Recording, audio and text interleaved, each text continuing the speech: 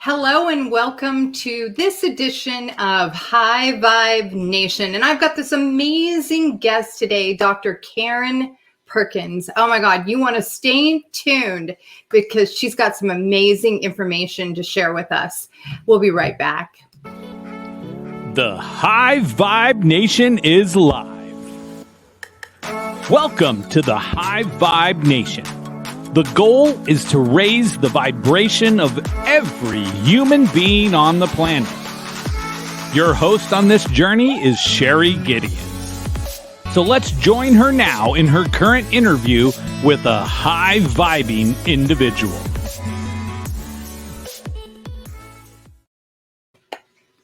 Hello and welcome to the High Vibe Nation, the #1 positive media show focused on raising the vibe of the planet, a space for you to remember the power within you.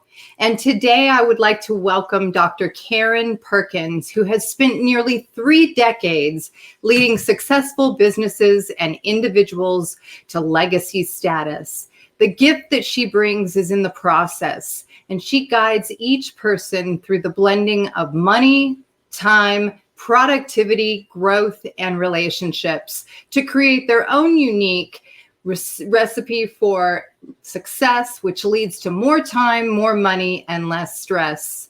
I am so excited to welcome Dr. Karen Perkins onto the show, who has cracked the code of taking care of our thoughts, emotions, beliefs, and behaviors so that we can take control of our own destiny. And I'd like to welcome Dr. Karen Perkins. Woo! Hello, hello. I am so excited to be with you today, Sherry. You are just an amazing individual, and I am honored to be here with you. I am so grateful to have you here. And I love the topic that you're going to be talking about and just everything about how to really hone in on, the power that each of us has and that we have the choice. So I can't wait to get into it. But I first want to ask you, what does it mean to be high vibe to you?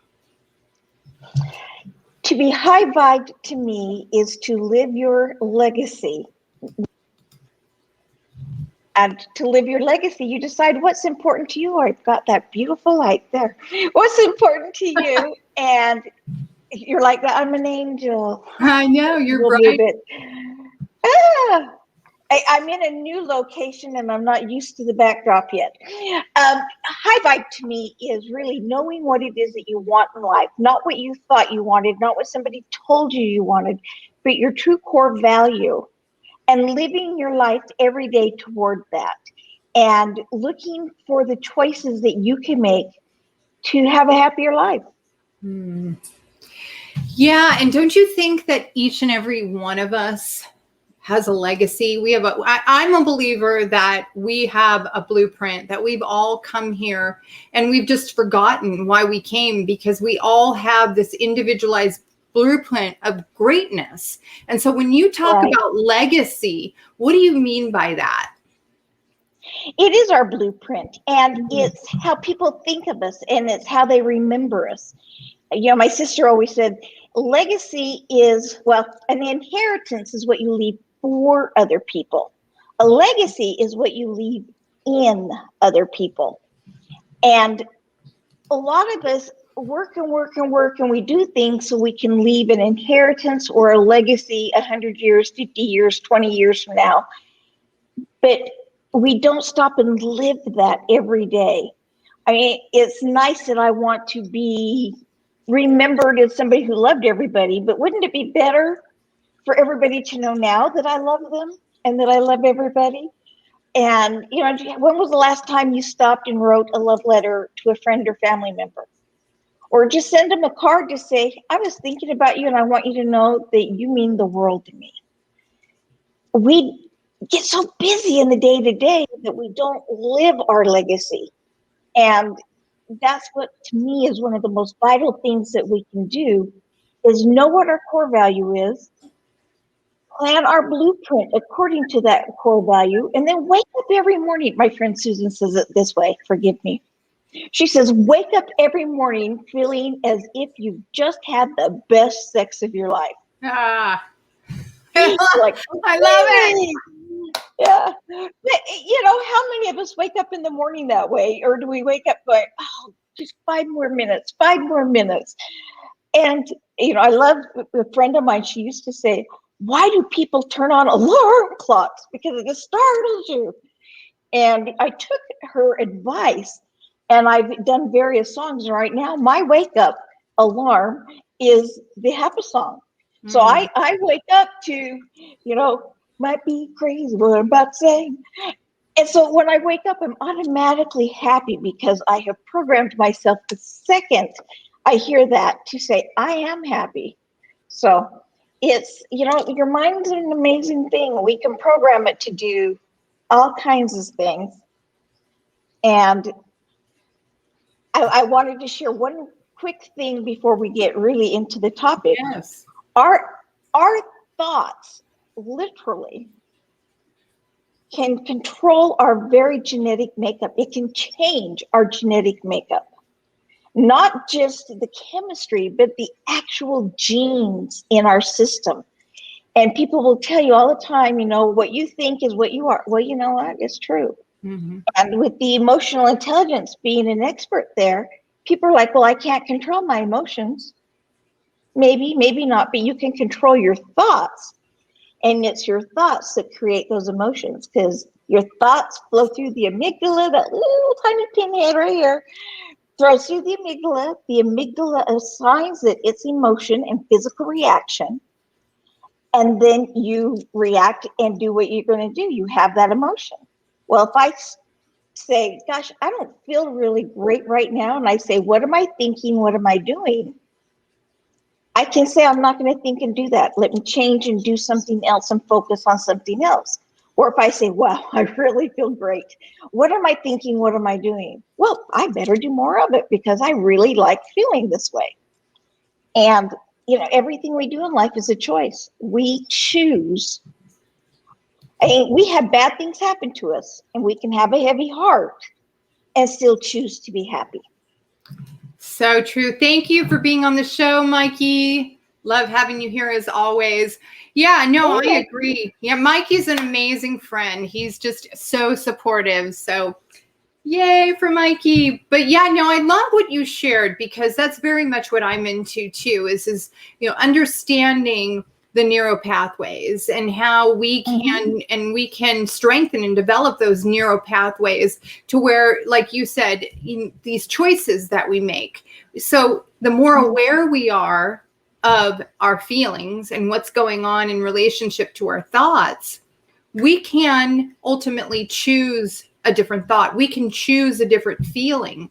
And so when you talk about emotional intelligence, people who don't know what emotional intelligence is, because there's a lot of people out there that are just really opening up to wanting to understand about this kind of stuff. So tell us a little bit about, what is emotional intelligence?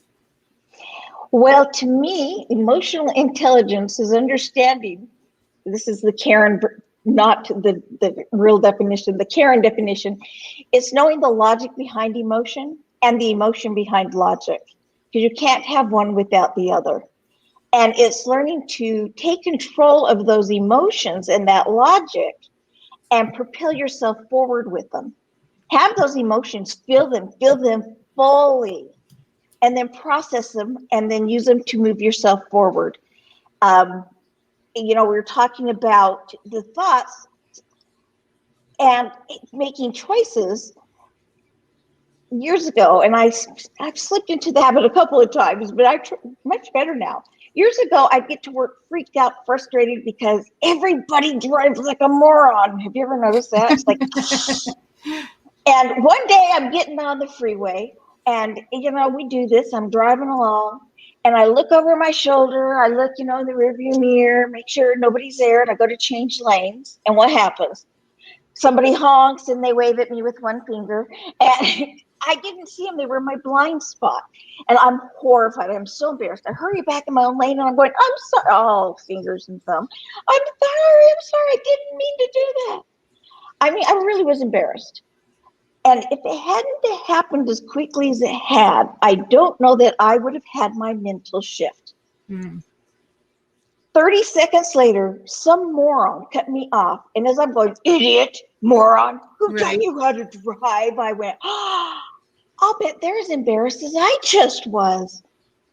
And I instantly had a mental shift. From that point forward, I'd slow down. I'd let people in. I was more calm and relaxed. I saw more things that were going on the freeway because I wasn't all tense wondering who was out to get me. And they weren't out to get me. And, if they did it on purpose, I would say, oh, how embarrassing to be them. Elsewise, I would just say, oh, how embarrassing, and slow down and let them in. That to me is emotional intelligence. Understanding how that emotion sets you in motion, and because emotions are energy in motion. What motion does it set you into that creates your outcome, that creates what it is you do the rest of the day, how you feel at that moment, how you make other people feel, how you interact, what reality becomes a reality to you, even if it's not really a reality.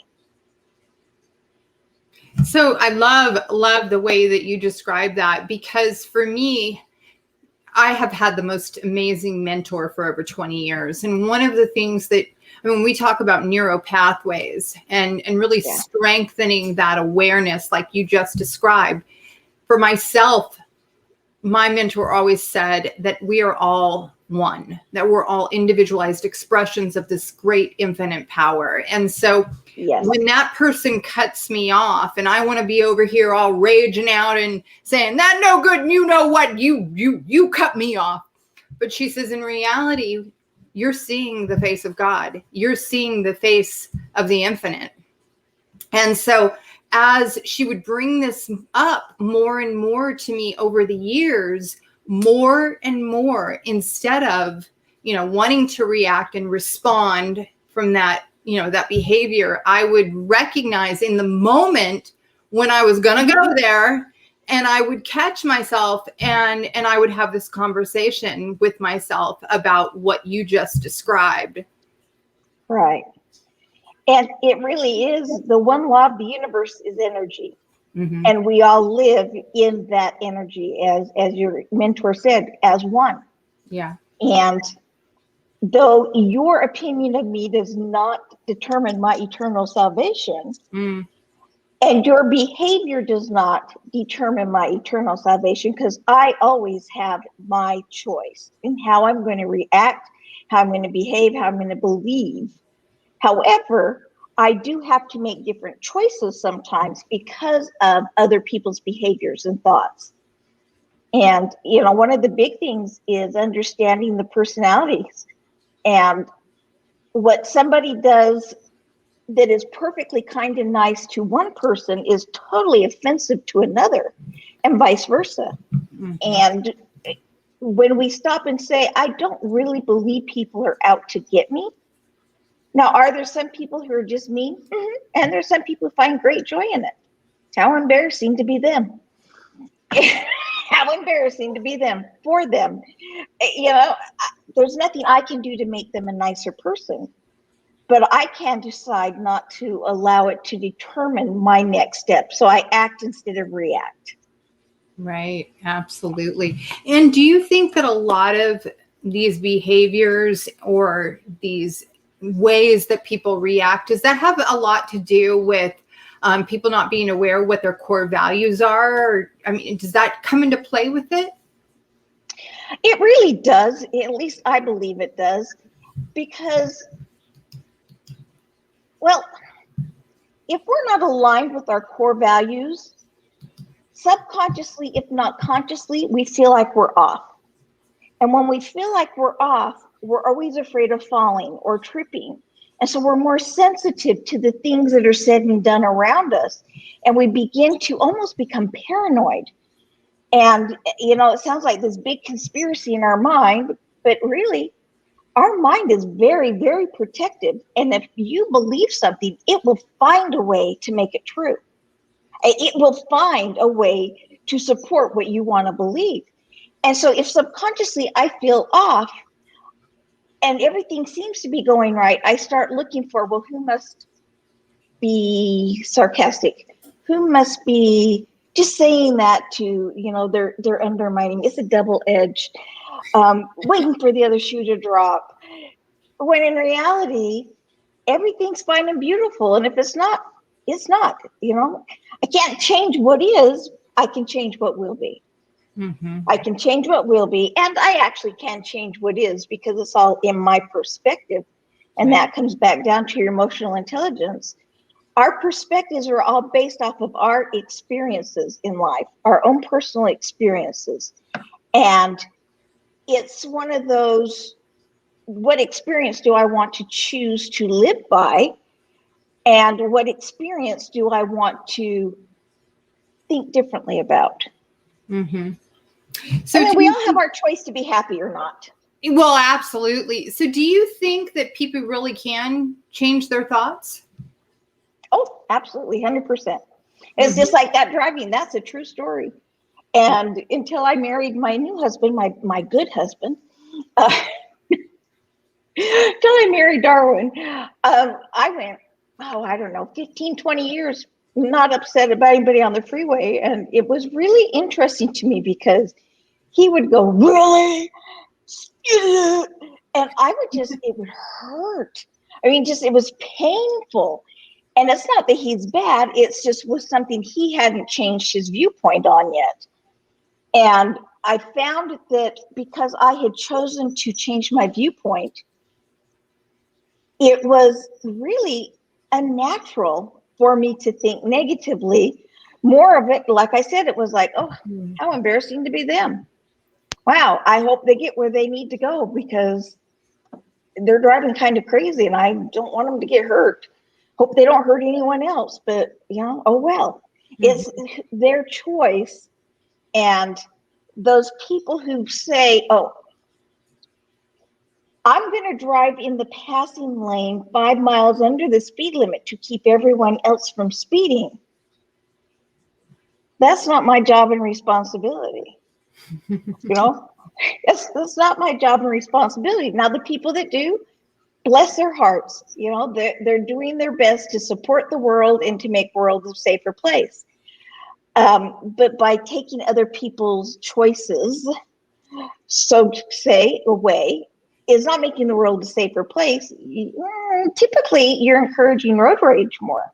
Mm-hmm. So it's one of those catch-22s. Now, do I hate the people who drive in the passing lane slow? If I don't like it, get in a different lane. It really isn't going to change my eternal salvation. Right. And so when it comes to choice, I know you love this topic and you love helping people to really identify about how their choice is so powerful. Can you share with us, how do you guide people through their choices? How do you help people to first be aware of that every choice is creating an experience, and then go from there? Well, first I have people follow the RAFPU. We have at least 10 emotions at any given moment. At any given moment, everything we do is emotionally based. And everything. Our logic is emotionally based. Our buying habits, what we wore today. Why did you wear what you're wearing? Well, I wanted to be comfortable. Okay, so you wanted to feel comfortable. I wanted to be socially acceptable. I wanted to look good. It all comes down to I want, which is an emotion. RAFPU is, first you got to recognize I am having an emotion. Okay, I'm having one. And then acknowledge, and this is the emotion I'm having. And even anger is good if you use it as a tool and not a weapon. Mothers Against Drunk Drivers were angry. They used it as a tool to motivate themselves forward. John Walsh gets angry every week, but look at the good he does with it, but you recognize I'm having an emotion. You acknowledge what emotion it is and how you're behaving with it. And then you have to go ahead and allow yourself to feel it. Feel it and feel it fully. If you're happy, giggle and laugh until you start to snort or cry. If you're sad, cry. If you're upset or angry, scream, yell. Don't hit anybody else. Go get one of those punching bags or those little Weebles wobble, but they don't fall down clown. I remember those. I don't care. Get something, but just feel it and allow yourself to feel it, because what we do is we stuff our emotions. We pretend we don't have them. We put them on the shelf to revisit later. And there are times when that actually is the best thing to do momentarily. But when you stuff your emotions, it actually attacks various parts of your body. And they get trapped within us psychologically and physically. And so you got to feel that emotion, because it's not until you've allowed yourself to fully feel that emotion that you can now process it.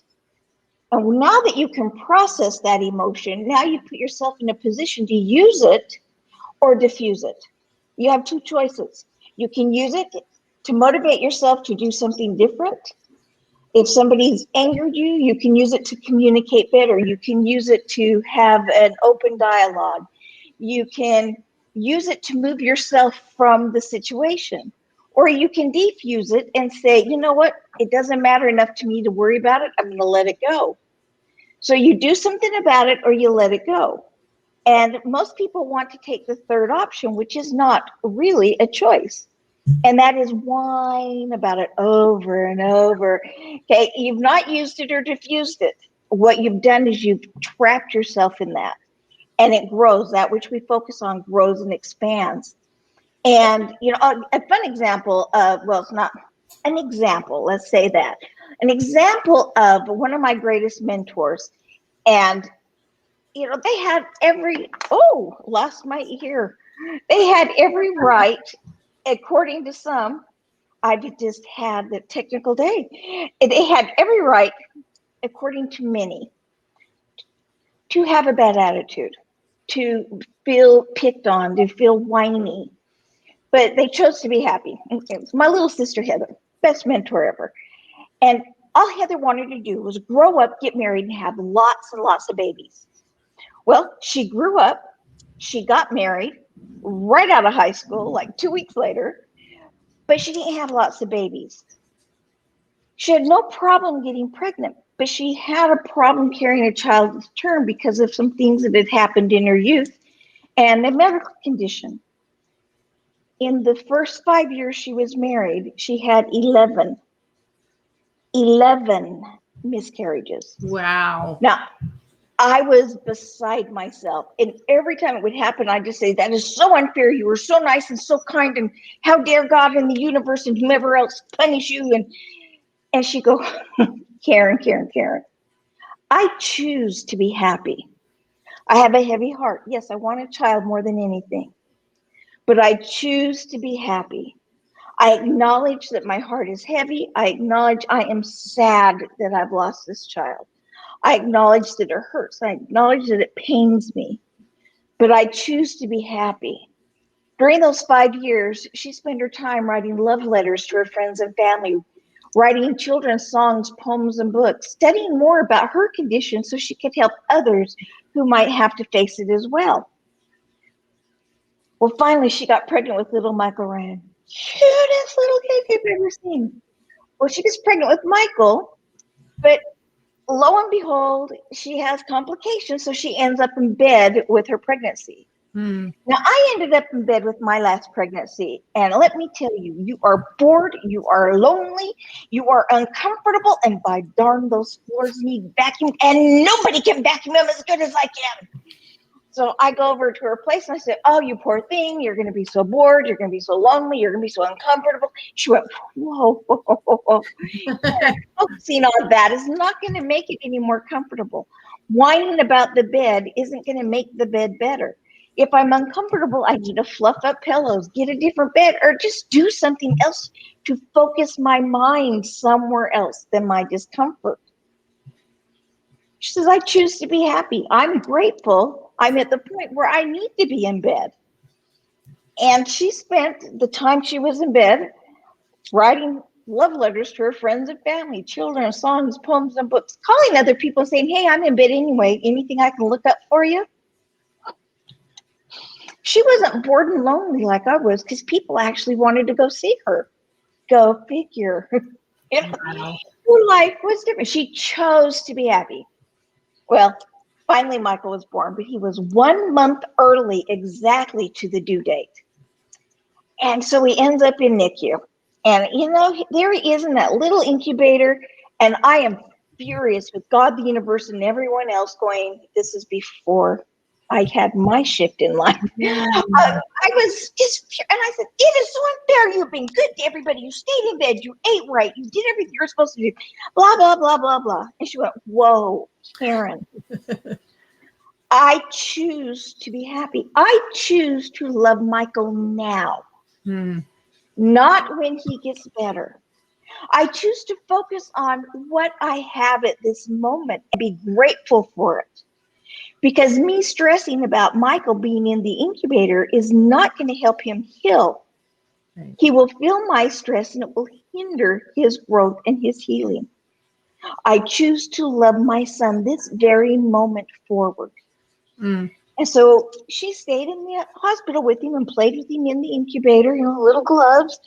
And when he was sleeping, she'd go to NICU or to the pediatrics or to geriatrics and read them stories.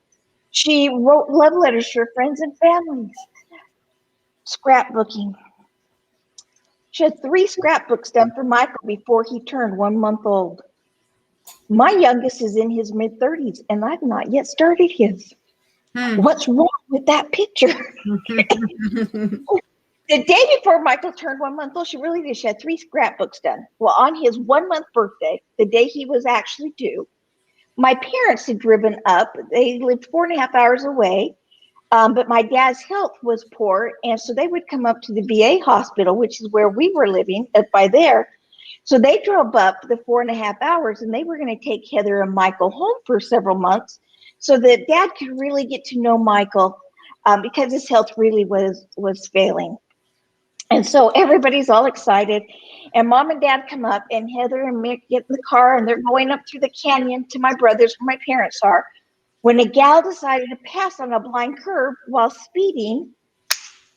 Wow. And killed Heather and Michael instantly. How old was Michael? 1 month. Oh, my God. Now, I don't tell you this to shock or upset you. I tell you this because here is a young woman in her mid to late 20s who lived a full, happy life because she chose to be happy. She had every reason to not be happy. Every reason everybody else uses is their excuse why I can't be nice to other people. She lived a full, happy life by choice. That was on a Sunday. Monday morning, when my mail came, there was a little pink card with a chocolate smudge on it because she liked chocolate. And it was a love letter. I got my final love letter from her the day after she was killed. Wow. Because she chose to live her legacy. Her desire and her legacy was to leave a legacy of love, learning, and family values. And all of us knew she loved us always. She was constantly learning and teaching other people and helping others. And she was just the epitome of family values. She chose to be happy. She lived her legacy every single day. It was her choice. She didn't pretend everything was all jelly beans and flowers. She knew that things were sad and were heavy-hearted and were painful. But she chose to be happy and to move forward in that stream. And because of that, she didn't wait until Michael got out of the hospital. She had a whole month of loving him fully on earth because she chose to. But what kind of choices are we making every day? We have that option. When somebody upsets us, do we choose to love them anyway? Or do we choose to get upset? I tell you what, I'm not perfect. I got upset at my husband earlier today, and he didn't even do anything wrong. I was frustrated and, something innocent. It's like, and then I had to stop myself and say, okay, is this really how I want to feel? I'm intelligent enough to know, and everyone is intelligent enough to know if they do or don't want to feel bad. And you know what? Some days, some people just do want to feel bad. They've earned it, and by darn, I'm going to be angry today because I've earned it. Yeah. Well, don't get stuck there because it will come back and bite you in the butt. Mm-hmm. Well, when you talk about everything being energy, and you talk about, when living in the moment and choice is so important, because I mean, really, it's all about milking the joy out of today. And then you have people who their habit, like they fill up. When we talk about energy, they fill up on negativity. They fill up in, okay, so you grew up with parents that screamed and yelled and fought. You grew up with an environment of drugs and alcohol.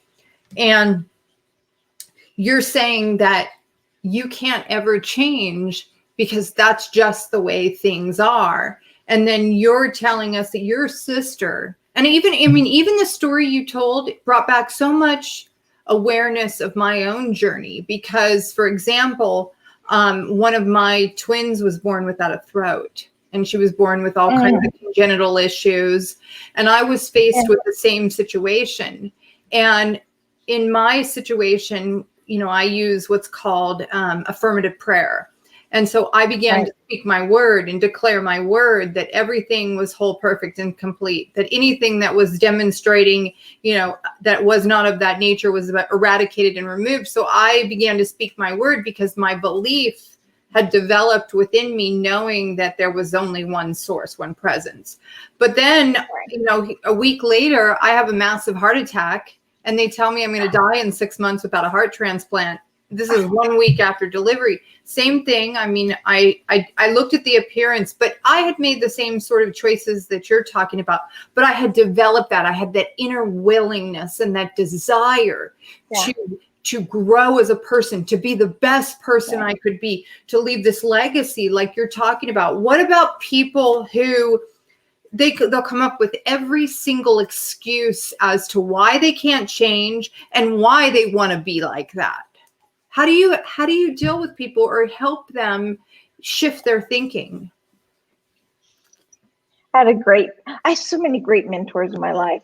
I had a great boss and mentor, and one of his sayings was "Goy," G-O-I, Goy. And we had a young lady in the office that was, just whined about everything and was bitter and mean, and it was hard to be around her. Right. And she would always use her dad as abusive as her excuse for why she was the way she was. Mm-hmm. And finally, Robert came out to one day to her. She was one of the receptionists. And he said, we can't have you living like this. We can't have you the face of the company because you're what people see or talk to first. You've got to go and confront your father and get over this. And she said, well, I can't. And he said, well, why not? Because he died 10 years ago. And he went, whoa, wait a minute. You mean to tell me he has been dead for 10 years and you have allowed him to reach up out of the grave and to victimize you over and over again, even though he's gone and he physically cannot victimize you anymore? And she went, well, but and he said, no, you're victimizing yourself by your choice. And he said, I'm sorry. I want you to take the next 2 weeks off. You can take it with pay. Get over it. Do whatever you have to do. But you need to let this go because you are living as a victim by your own choosing. I mean, we were all just going, Right. And it was one of those, I can't believe he just talked to her like that because he was just the nicest, most mellow man. Well, 2 weeks later, she came back and she was a different person. And we got talking and what happened? She says, well, I went to the grave. I spit on it. I kicked at it. She says, I threw dirt around. I took a boulder and smashed it on his headstone and called him names and told him all the things I thought. And then I realized that he wasn't even there and it didn't matter. And she says, all of a sudden I felt at peace. And that's what she had to do. So there's been more than once I've looked at somebody and I've gone, goy. And I'm not goy. And I'm not saying pretend it didn't happen. You got to process it. You got to move through it, feel it. Just don't live in it. Two examples. I have a family member who horribly and painfully and sadly was raped as a young teenager, brutally raped. Somebody who had gotten into the home during the night. And I mean, it was just hideous, horrible, horrible, horrible. And my heart will always go out to her because of this. But she's chose to wear that as her badge of honor. Well, I was raped. Well, I was hurt. Well, I was abused. So I can be mean. So I can be ugly. So I can call people names. So I can be abusive emotionally and verbally. She wears it as a badge. And it just breaks my heart because she's abusing herself. She's victimizing herself. Yes, she was victimized, and you can't take that back. But you can live in that, or you can say, that really was a horrible experience. I hope to never go through it again. I hope nobody else has to go through it. What can I do to help me propel forward because of it or in spite of it? On the opposite hand, though, I have a very dear, dear friend.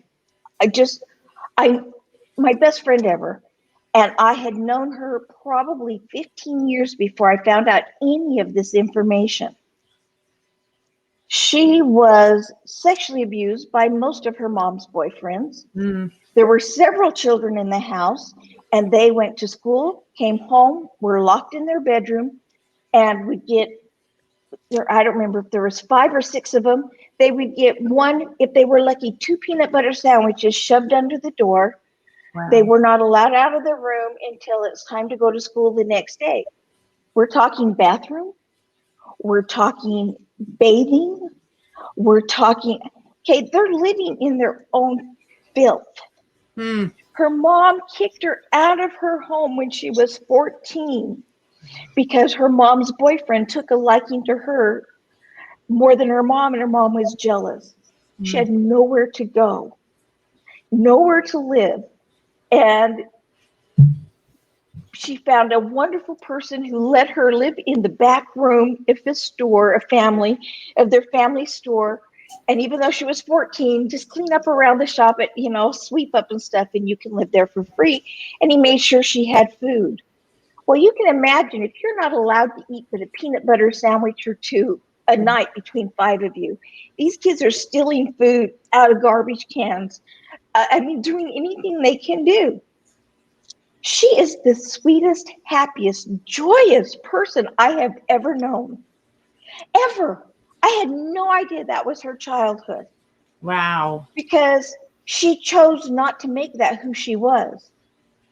She was not her circumstances. She was who she wanted to be within, and became that within and without. And honestly, I knew her for years and years and years before I had any idea any of that had ever happened. Wow. Any idea. And it wasn't that she kept her life secret. It just didn't come up because it wasn't important. Right. And now, what's the difference between those two? Right. Yes, my family member had something horrible happen. It was bad. I'm not going to say it wasn't. And my friend had something as horrible, and in my mind, even more so, because it was continuous and there were many, many layers of it. Happy, miserable, wants to bring others up and make them happy, wants to bring others down and make them as miserable as they are. They both have a choice. We are not our circumstances. We are not other people's behaviors. We are who we choose to be. We live the life we choose to live. Yes, I may not have money one day. Yes, I may get sick and be given a 27% chance of living. I want to stop right there.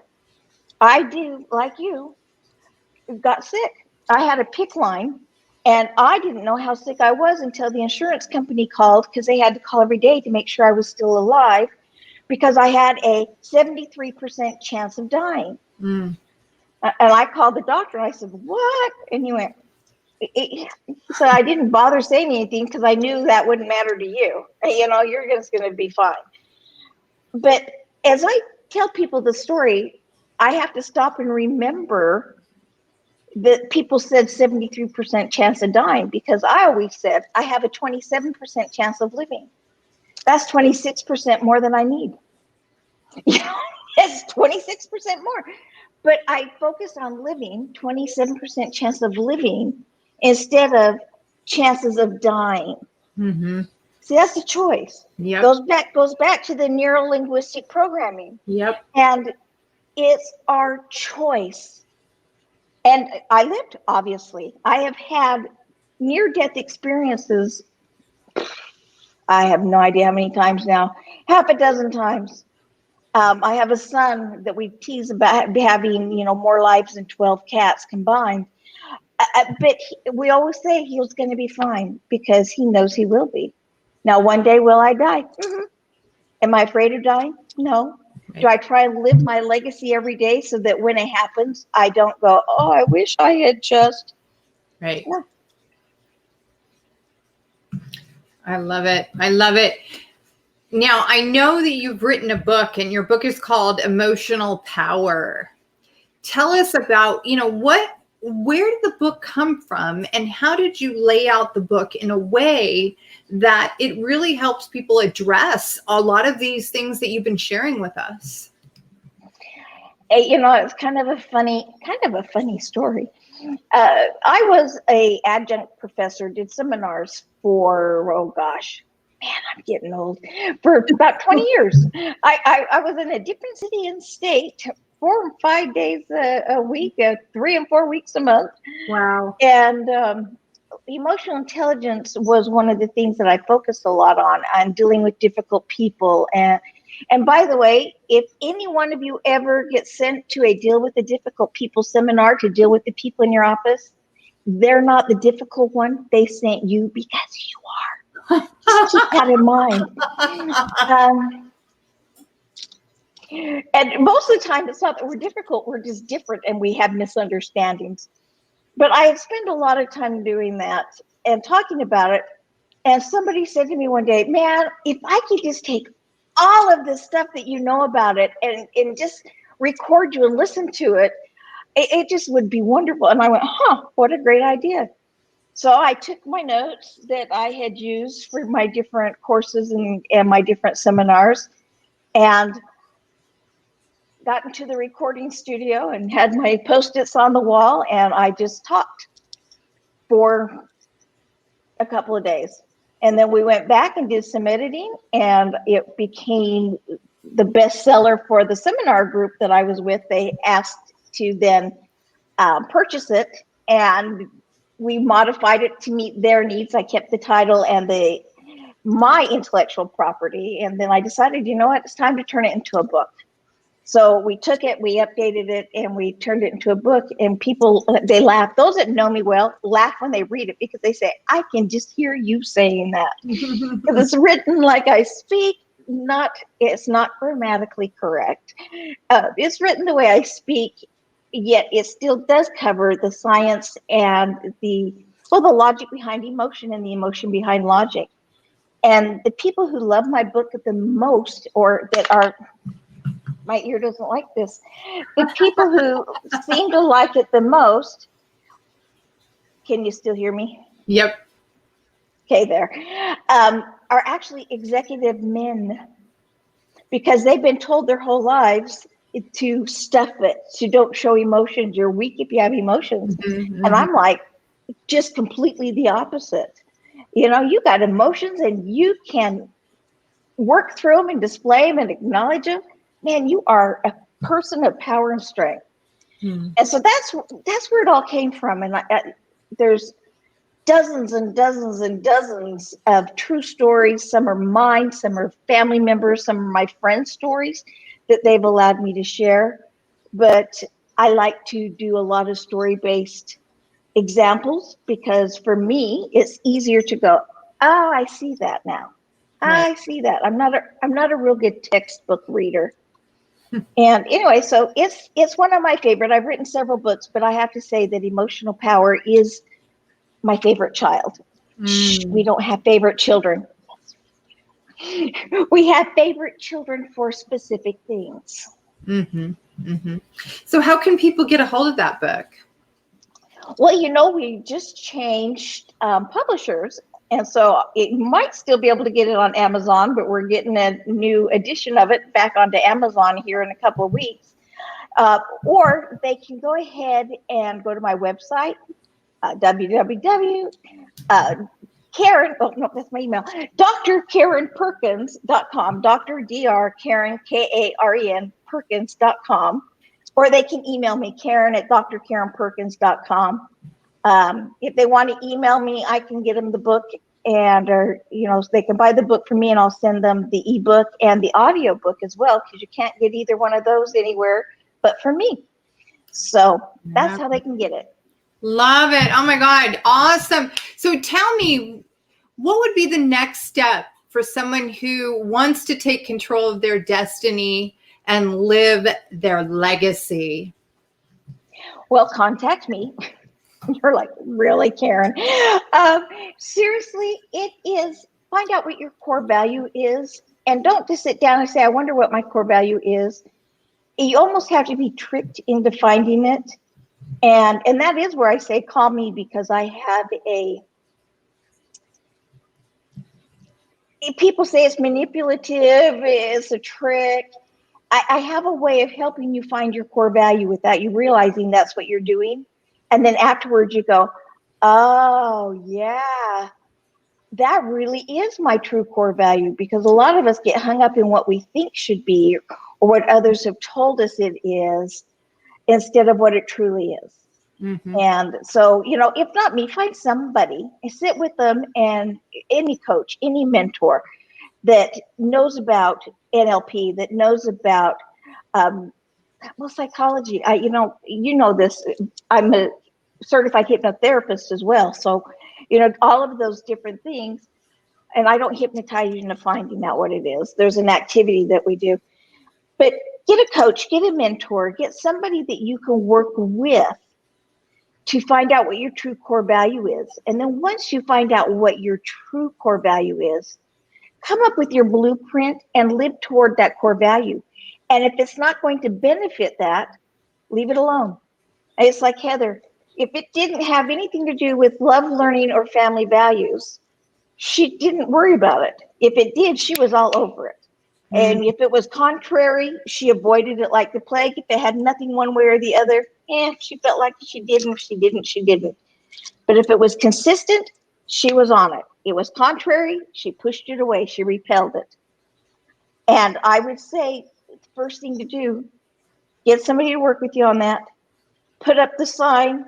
My good friend that said Goy, his daily affirmation that I have used for the years since I met him is, I repel all negativeness of my own and of others. And make that your motto. I repel all negativeness of my own and of others. And then that negativeness will just begin to bounce off of you, because your energy will not allow it in. So I love what you just said, because I always say what's no longer in alignment with you falls away, because that vibration cannot maintain your vibration. So right. It just goes back to, at the end of the day, to what you've been speaking through this whole conversation about choice. When we choose to continually move forward in momentum through the moments of today, it's almost like going to the gym every day. What do? You strengthen that muscle in your own neural pathways to be and be and be and be from a higher state. And therefore, when you're being from that, you only attract what you are. And so, right. The gift is to, like you said, just really be in love with the moment, be in love with tapping into joy. Well, and let go of fear. Fear is the one thing that holds us back. The two core emotions are love and fear. Yeah. It's not love and hate, it's love and fear. And fear is false evidence appearing real. Right. There is no such thing as fear that's a real thing. It's either a fact or it's false evidence. Mm-hmm. If it's a fact, then you know what you need to do, or you know you need to be doing something different. If it's the unknown, it's false evidence appearing real. It's not a fact. So fear is not a fact. Awesome. Well, thank you so much, Dr. Karen. I'm so happy that you enjoyed your time with us here on High Vibe Nation, and we'll definitely have to have you back. I love this message. You know, I think that this is a message that people are hungry for now. They're ready for. Yes. And what you do with your audience and what you do personally, and folks, Sherry can help you through all the things that I told you about. You know, you want somebody to help you find your core values. She's a woman. You're a rock star, an absolute rock star.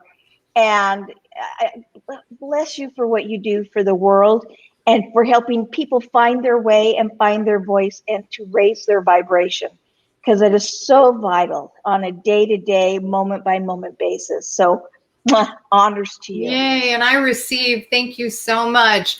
And for those of you who've been watching, you can find Dr. Karen on www.drkarenperkins.com.